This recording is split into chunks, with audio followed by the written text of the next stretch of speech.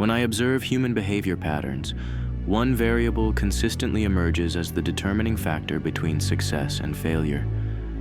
It isn't talent, it isn't intelligence, it isn't even opportunity, it's discipline. 97.3% of ambitious goals remain unrealized due to a single factor: the inability to maintain consistent action despite variable emotional states. Let's approach this logically. Discipline is simply the ability to execute required actions, regardless of present emotional state or perceived difficulty. It is the fundamental algorithm that successful individuals run daily.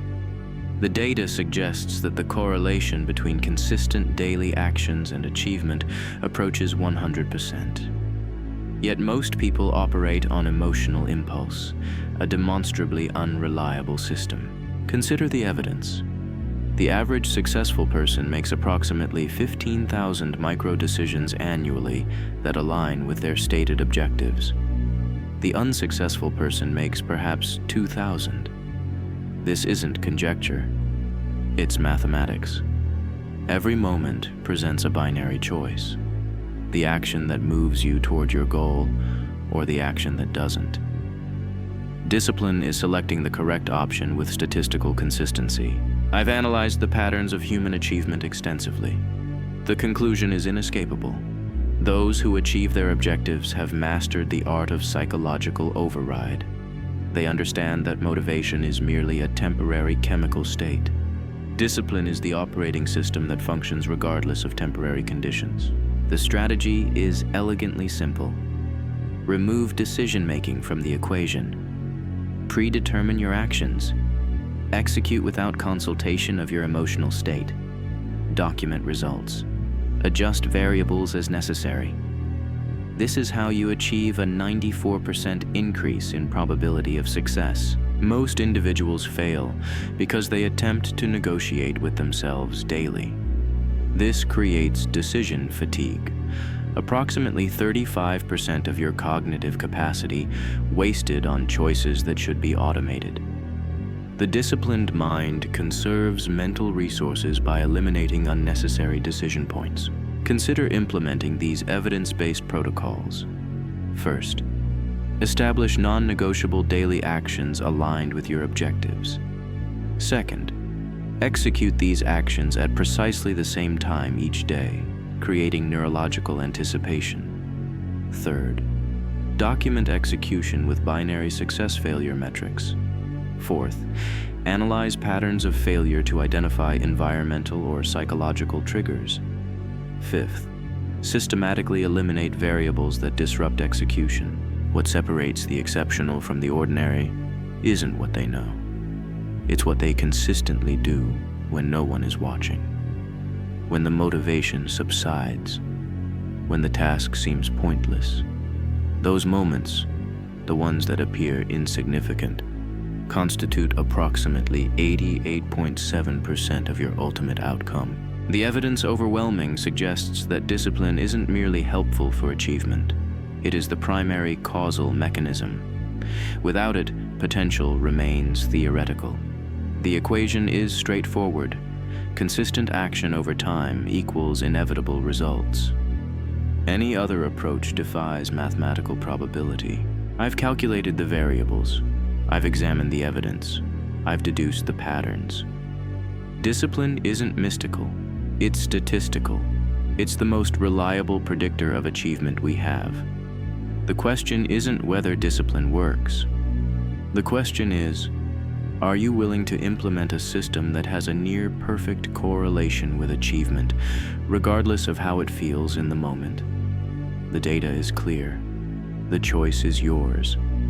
But I recommend you make it just once, and then follow through with mathematical precision. Your future results depend on it. You know, I've spent a lot of time watching people from the sidelines, and I've noticed something interesting about discipline that most people miss. It isn't about being perfect.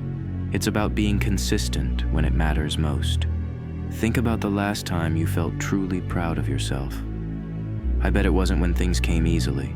It was when you pushed through something difficult, when you showed up despite every excuse not to. Here's the thing about discipline that nobody tells you. It gets easier. Not because the tasks get easier, but because you get stronger.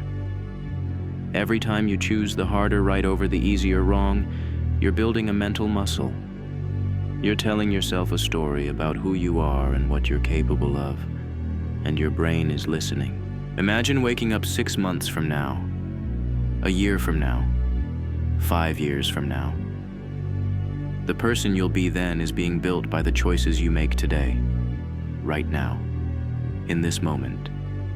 That future version of you is cheering you on, hoping you'll make the choice that helps them, because they know something you might not fully understand yet. Discipline isn't just about achievement, it's about freedom. True freedom isn't doing whatever you want whenever you feel like it.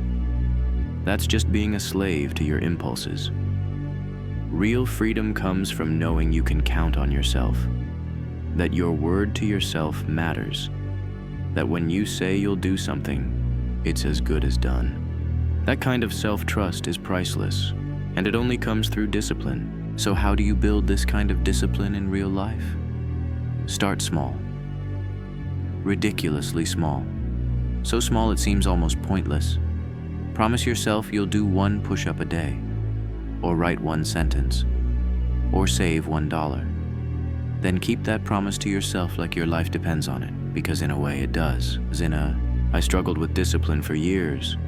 I'd start strong, burn out, and wonder what was wrong with me. The cycle seemed endless, until I realized I was trying to change too much at once.